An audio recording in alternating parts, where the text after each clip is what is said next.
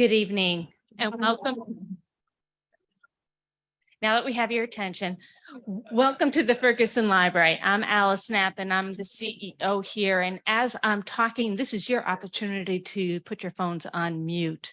I'm very excited about tonight's program. We were just talking earlier. It has been about 12 years that we've been running the Civility in America series with the Hearst Media and the Dylan Schneider Group. And to get the evening going, I wanted to introduce you to Jan Dylan Schneider.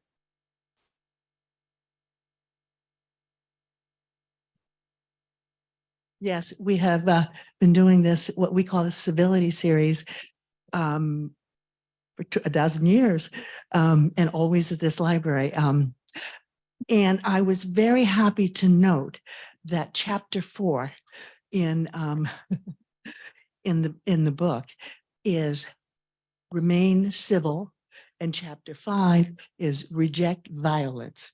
Now that's good advice for anybody in this day and age. Few points. Dr. Richard Haass has for 20 years been the president of the Council on Foreign Relations. Remarkable. He has worked with George W. Bush, George H.W. Bush, Reagan, and even Jimmy Carter. He has, is it 14 books out? Yes, okay. I mean, that's a lot of books. That's almost one for every year that we've had the Civility series. So he has made a big difference in global society. And he's received several awards, State Department Distinguished Honor Award, Presidential Citizens Award, and the Tipperary International, sorry about this, Peace Award. Our format tonight is, I think, a fascinating way to do things. Mr. Haass will be questioned by Rich Lowry, who is known for being a conservative voice and a syndicated columnist in the well-known National Review. So I'll just turn it over. Oh, one thing, after reading Mr. Haass's CV, I think we should run him for president, because he has more experience and is in a better position, but we'll have to wait to see. Too young. Give him 20 years. Well, yeah. So I leave the floor to the two gentlemen. Thank you. Thank you so much. Thanks, everyone. Mark Twain said the best audiences are well-informed, inquisitive, and drunk. So I assume we're just going to have to settle for 2 of the 3 tonight. As Jan mentioned, I'm the editor of National Review magazine, very conservative publication. I urge you not to let Richard get sullied by my views. We're one of these kind of, we started in 1955, very idiosyncratic kind of New York-based journal where the writers are quirky and they run wild and they do whatever they want. The old quip from Al Gore way back in 2000 when he's criticizing Republicans, he said, you know, they're so conservative that the right hand doesn't know what the far right hand is doing. That actually applies to National Review a lot of times. So I just want to be clear about one thing. I'm sure Richard looks forward to elucidating you tonight, but what he mostly looks forward to, and I've been around the block, I've been an author myself, is selling this book. Okay, this event is a failure unless you buy this book and unless you buy it and get it signed. There's nothing pleasant about writing a book or even going on a book tour except for signing it. That's the only thing that's good about the whole process. You know, writing, the great journalist Ring Lardner said, writing's very easy. You just open up your veins and bleed. It's hard enough to do in a regular column, but to do a book like this, you have to sit on your backside alone in a room, maybe with a cat. You can't have a dog. That's too distracting, and just get it done. And your family's like, what are you doing? Why are you sitting in there? Can you please come out? We'd like to see you again. This is any book, and especially this one's a great achievement. Sometimes actually, I haven't written a book in a while. I'll be at events and someone will ask me to sign someone else's book. I was like, even better, you know, none of the difficulty and all the signing. So Richard, thanks for being here. Congratulations on the book, and start us off here. And this is basically the premise upon which you base the entire book. You're a foreign policy guy, so we're used to hearing you from you about, you know, the Balkans or the breakup of the Soviet Union, the Ukraine war, but you've written a book primarily focused, well, entirely focused really on domestic affairs, cultural affairs. Why is that? First of all, good to be here. And again, apologies for being late. Want to correct one thing. I did not write this book sitting on my butt. I have a standing desk, which I recommend. Sitting is the new smoking. And if you were actually to sit long enough to write a book, it would be like going through several cartons. So it's, and I do recommend dogs over cats, particularly since my dog, as you would expect from someone given my background, his name is Kenan. And that's what you would expect from a foreign policy guy. A nice name for a dog. Yeah, Well done. Thank you. So why did this foreign policy guy write this book? Well, increasingly, when I would be out and speaking to groups exactly like this, and thank you for coming out, I'd be asked the question, what keeps you up most at night? Is it China, Russia, North Korea, Iran, terrorists, climate, pandemics, what have you? And I'd say, look, those are all pretty good things to keep you up, but what really keeps me up at night is us. And increasingly, I came to see us to be the greatest national security threat. Several reasons why. If we can't act collectively here at home, we'll never meet our domestic challenges. We'll be distracted. We won't have the bandwidth then to tackle foreign challenges. Things out there won't be tackled successfully without us. We can't do it alone, but the world can't do it without us. If we're not functional here, why in the world would anyone else want to emulate us and be a democracy? If this democracy can't be shown to work and deliver, our friends will get extraordinarily uneasy if we're not seen as reliable and predictable, and our foes will see it as a real opportunity. Indeed, Mr. Putin, a year ago, may well have seen American divisions as one of the arguments for going into Ukraine, with the expectation that he could probably get away with it at a modest price. So for lots of reasons, I actually have come to think our domestic situation is as much of a national security matter as anything that happens at the Pentagon or the State Department. So tell us, this obviously is an enormous question that took you 250 pages to answer, but give us the capsule version. So what happened that this wouldn't have been the case in the 80s or the 90s or the thousands, or I don't know, the 2000s? What happened that this is now keeping you up at night? It's a good question, and it's one I wrestled with, because it wasn't January 6th so much. That to me was more a symptom rather than a cause. So how did we get to that point? How did we get to the point where it's harder and harder to pass any legislation? Though there have been a few positive things the last year. I think there's a couple of reasons, not just one, and in no particular order. I think the fact that we don't teach civics in our schools, that ever-growing percentage of Americans has no idea about why democracy is valuable, how they work, what is expected of citizens. I think that's one reason. Second of all, I think over the last 20, 25 years, ironically, right after we won the Cold War, and you would have thought that was a great opportunity for us, a lot of things went wrong. The Iraq War, the Afghan War, 2007-8 economic crisis, the more recent bout with inflation, the pandemic, wage stagnation in the United States, drug problems. It's a long list, but basically, particularly for younger people, they look at what they've known and they go, wow, this ain't good. The polls show that younger people increasingly think their lives will not be as good as their parents.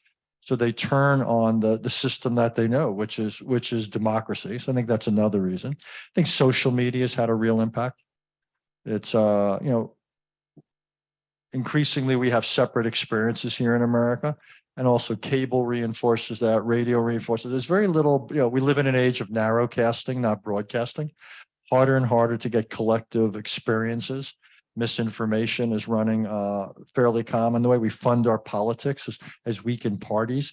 Parties used to play a certain moderating role. Now we don't have anything like it. So there's a long list of things that I think have led, by the way, not just here. Just take a minute. Mexico, the president of Mexico, Andrés Manuel López Obrador, what has he just done? Undermine the Electoral Commission of Mexico. India, the world's largest democracy, increasingly going after journalists. Israel, the government is trying to undo the independence of the judiciary. So it's not just the United States. It just matters here more because the United States is not just another democracy. So let me, and this is not to be argumentative at all, but just in the goal of forging a little more discussion and hopefully provoking some thoughts. We're going to have questions in just a little bit. So obviously, we are more divided than we have been recently. But you look at the sweep of American history. Sometimes I wonder if, especially people our age, are miscued by what was really a parentheses in American history, the period after World War II. It was kind of a golden age of consensus. And it lasted for, 25, 30 years. But otherwise, you look at American history in the 1790s. I mean, you think Republicans and Democrats are bad now. The Federalists and the Democratic Republicans, Jefferson's party, nothing compared. They hated each other. They distrusted each other. Jefferson is this great guy we built statues of, hired this hack journalist to attack the Federalists. He didn't pay him off as much as he wanted to be paid off, this guy named James Callender. So he's the reason why we know about a woman named Sally Hemings, because you know what, you didn't bribe me enough, so I'm going to screw you by doing this. Set the free press at work. In the 1790s, 1812, Federalists destroy themselves by tilting too far towards Britain in the War of 1812. The corrupt bargain that Andrew Jackson was railing against. We had a civil war. Just on and on. And just within memory, in the 70s. We had no kidding terror attacks, thank God didn't kill many people, but bombing sort of routinely, cities, cores of cities burning to the ground in a way that some places haven't recovered from. So I agree with you, but then I look at that context and I think, how worried should we be and are we exaggerating? No, it's right to raise it because the question is this moment that different? That's a fair question.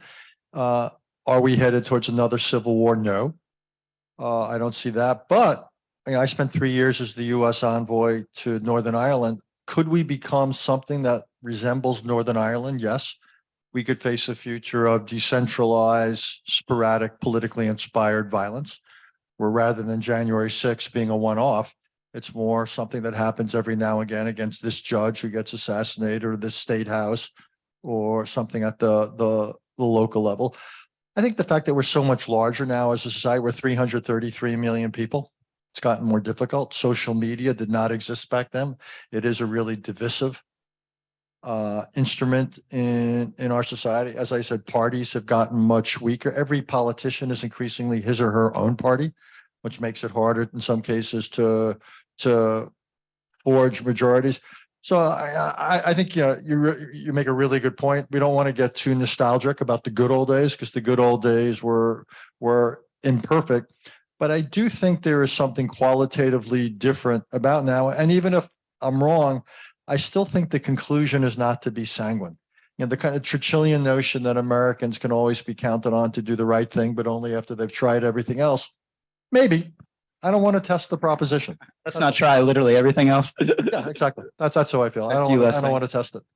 So question the same spirit. The social media, obviously, just every single day you will see politicians say things about each other that they would never say without Twitter or without social media. You'd never say it face to face to someone. You wouldn't even say it. I remember, I thought in the 90s, Crossfire was degrading our discourse. It turns out to be like the golden age of American political debate, but you wouldn't have said it on Crossfire. You wouldn't say it on most cable TV shows now. So it's just horrible. But then on the other hand, this is another thing I struggle with. So there are obvious downsides to the disaggregation effects of the current media environment, but then there are downsides to the aggregation effects of the prior media environment when you had, 3 networks, they'd go off at midnight and play the Star Spangled Banner and go away. And there were 3 news anchors who more or less were telling you the same kind of news. And you didn't have as much dissent as you do now. You didn't have as many alternative sources, which can be bad because people can get a lot of schlock, but also can be good if there are assumptions that need to be tested, not to drag us into a current debate.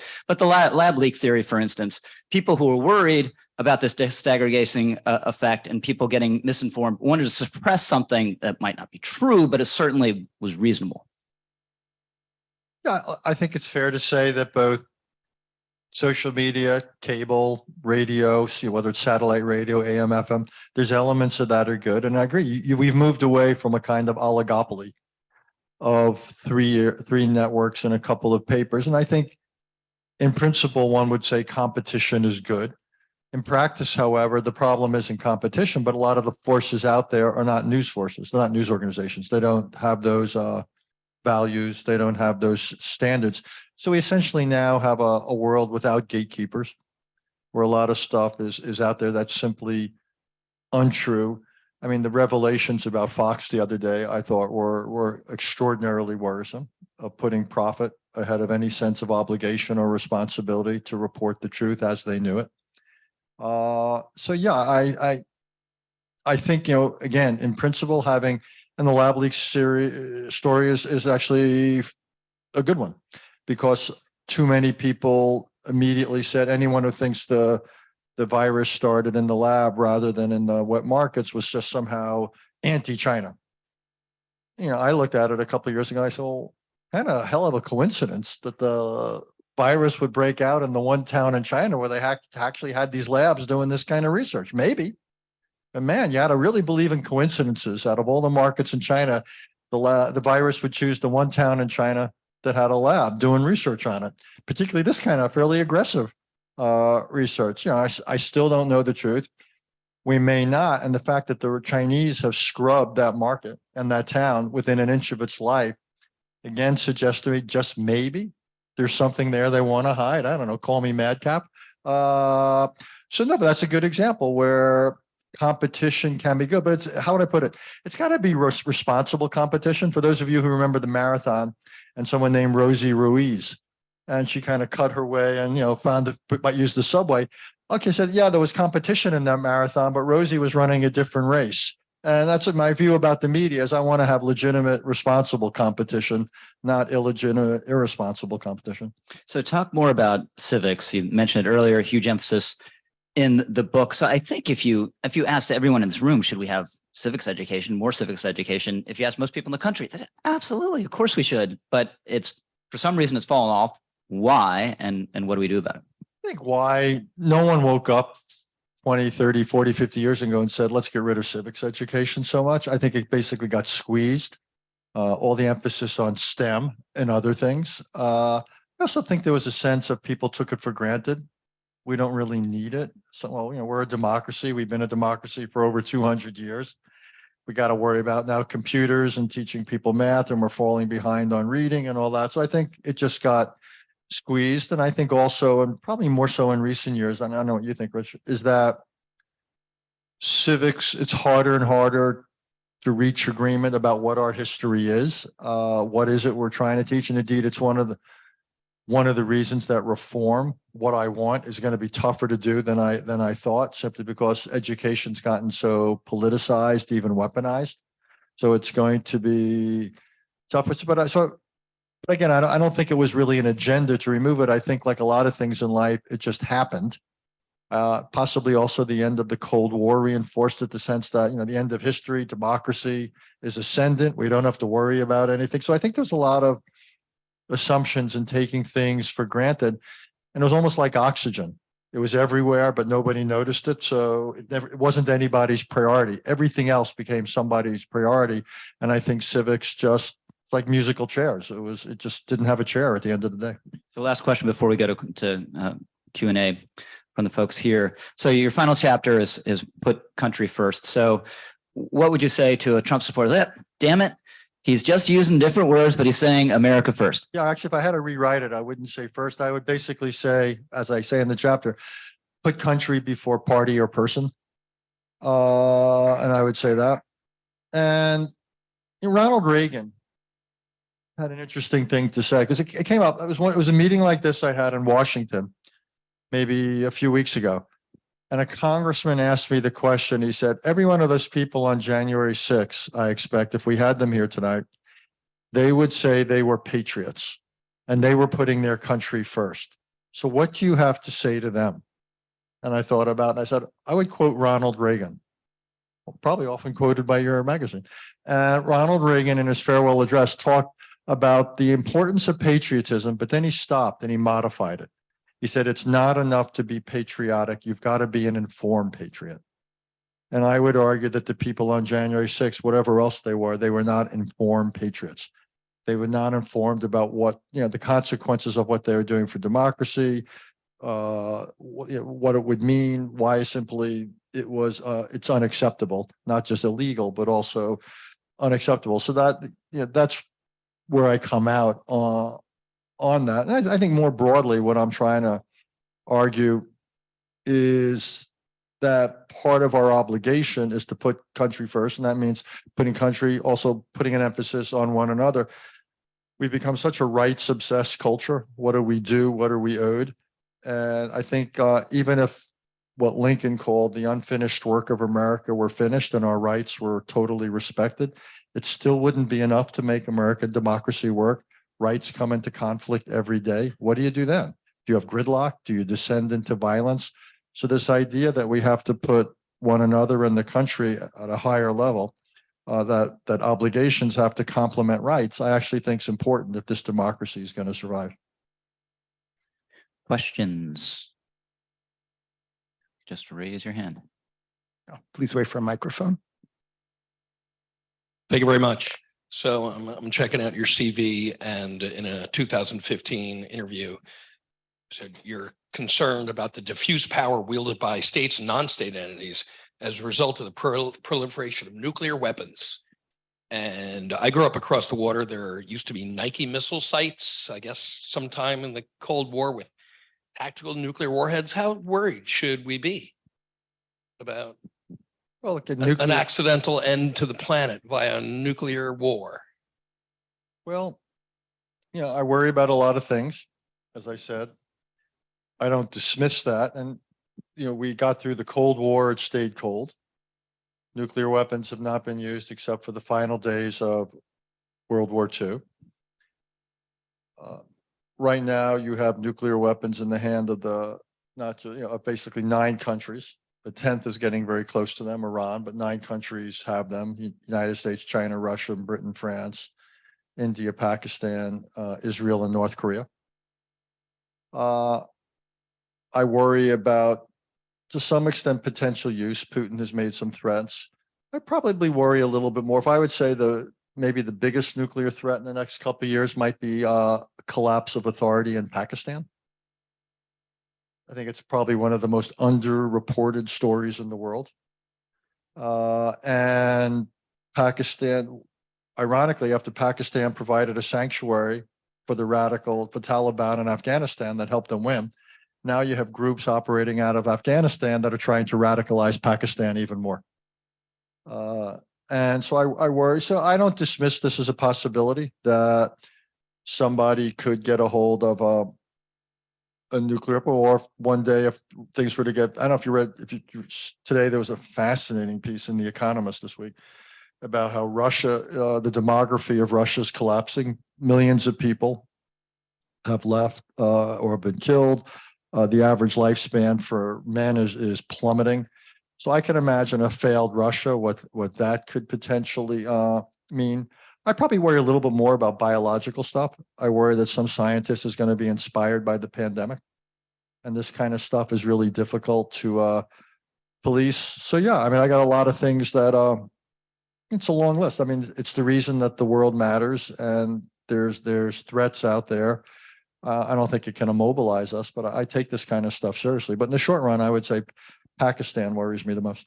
Yeah, so the good news about the potential nuclear threat is you really have to worry about the biological weapons more. So that's the optimism. What else we got? I want everybody to leave here happy. Who else? We got to do better than that. There's a gentleman here. The younger guy, as a younger man, probably about 30 years ago, I remember. Oh, I'm disappointed. I thought you were describing me as a younger man. Now We're probably pretty close to the same age. I remember watching the news, and I wasn't really involved politically in a lot of different things, but I remember listening to the evening news, and no matter if it was NBC, CBS, or ABC, it seemed like everyone was pretty much on target, what more or less was important. And it was kind of hard to distinguish where the political preferences were. Then fast forward a few years, I read biography of Jack Welch. And I remember him in his book mentioning how he had purchased NBC. And I found it very interesting. I said, wow, he's really doing something with a national company like that outside of manufacturing. And as it turns out, he, in his book, had mentioned that that was a true potential profit center. So now we look forward now in my age, and I look at different outlets, media outlets, not the majors, but different outlets. And I noticed that very opinionated, I could go from one station to another and get two totally different viewpoints. And what I find interesting is that Jack Welch's philosophy, because those have become profit centers, the opinion makers. Well, I said two things. One is media. Look, media for the most part is a business. And whether it's the networks or cable or anything else or magazines, unless you've got some very wealthy benefactor with some very deep pockets, media is a business. And I think there's at times a challenge in what media covers and how it covers it. And in order to cover, for example, the world is an expensive proposition. And what we've seen in recent years is the closing of many bureaus, that sort of thing. So there's that. And then obviously for a lot of media outlets, the question is how, I'll use this word, it's probably not the right word, but how serious are they going to be? And if there's a lot of demand out there for certain types of news or a certain type of political bias, in order to resist it, you'll pay a financial price for it. So I assume every day, I mean, the article about the New York Times piece about Fox the other day made that clear. That how could we say this about the election? We're gonna hemorrhage viewers. That was just more blatant, but you see it, the dumbing down of television in certain cases. And so, now the good news is there's still some pockets of excellence. And, but I think it's a dilemma. I don't know. This is not a problem to be solved. This is simply a dilemma. And the good news is there's, still some excellent magazines out there, and there's some excellent radio stations out there, and there's some good cable shows, if not always networks. So I think you can find it. But I take your point. The business pressure on media often means that, how would I put it? The better angels of the enterprise do not rise to the top. I mean, you're in the media business. What do you think of it? One thing I was thinking of, we were talking about social media. Another real negative part of the ledger of social media. I mean, it's nearly destroyed local news, which is a huge community building thing. Local news, it's huge in holding local government accountable, and Facebook just wiped it out nearly. So have a lot of regional newspapers that are just a shadow of what they are, trying to gin up subscriptions. And what you found is in the newspaper realm, the Wall Street Journal, the Washington Post, New York Times, they're fine. They have a million subscribers or whatever. Publications with a real sports coverage, the Boston Globe. I'm a Yankee fan. I don't want to read anything in the Boston Globe related to sports, but they have exemplary coverage and a real strong sports culture. So they're doing fine, but you don't have that. It's really tough. And this has been sort of, these newspapers have been one of the constituent parts of American community and news and political debate, and they're going away. And it's profoundly sad.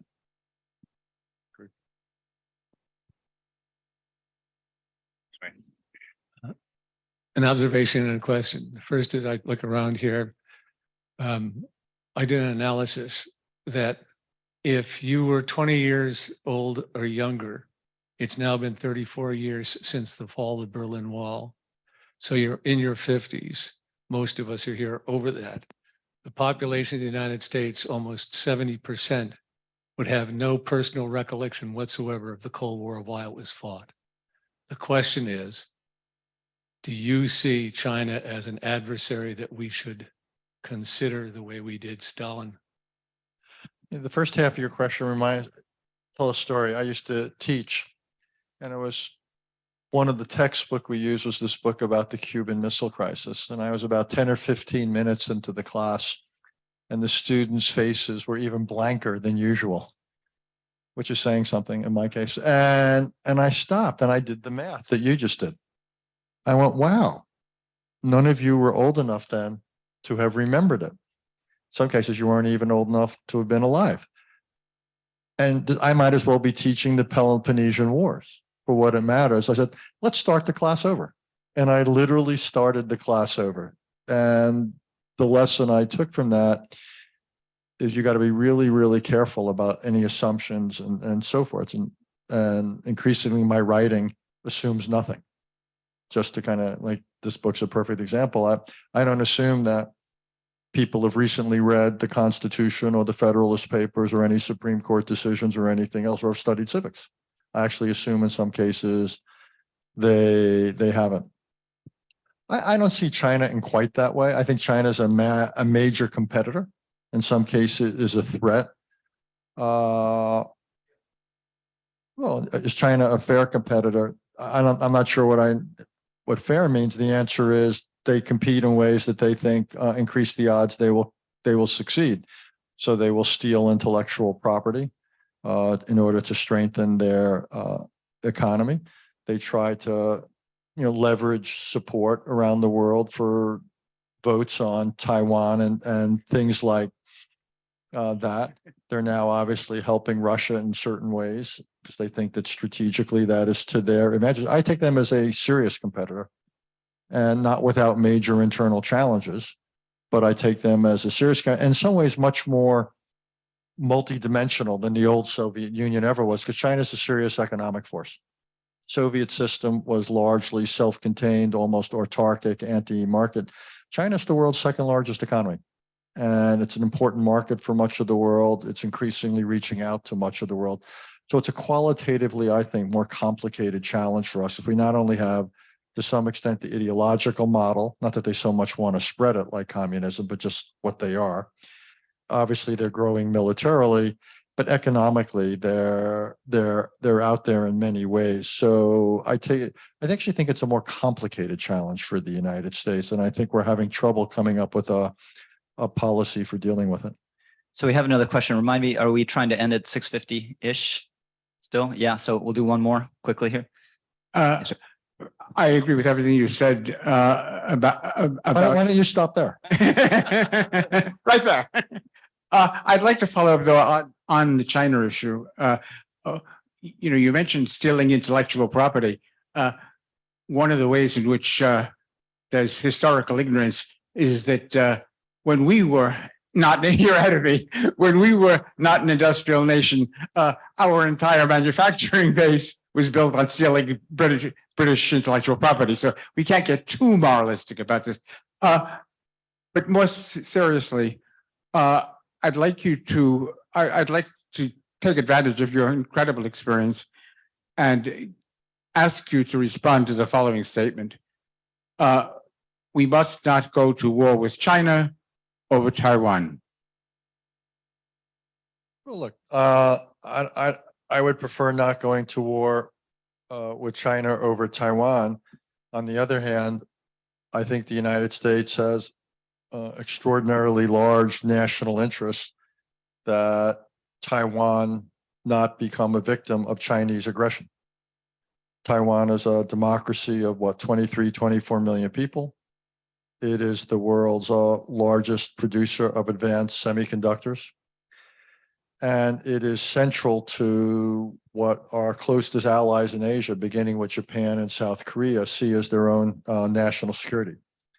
And if China moved against Taiwan and the United States did not resist, I think that would be the end of the American alliance system in the Asia-Pacific region, which I believe has served us well. So my goal is simply to see that a war between China and Taiwan doesn't happen. For Taiwan, we have to continue to message them that they ought not to be provocative or irresponsible and declare independence. And to the mainland, what we want to do, we can't shape their ambitions. What we can do is do what foreign policy is meant to do, which is shape their actions. And what I want to do is persuade the mainland that any move against Taiwan militarily would not be worth it, that the economic sanctions and the costs militarily would outweigh any potential gains. I think the Ukraine war has been a little bit sobering for China. I think they've seen the sanctions arrayed against Russia. And think about it. The last time China fought a war was in the late 1970s, and it didn't go so hot. But basically, that means there's no Chinese general who has any combat experience.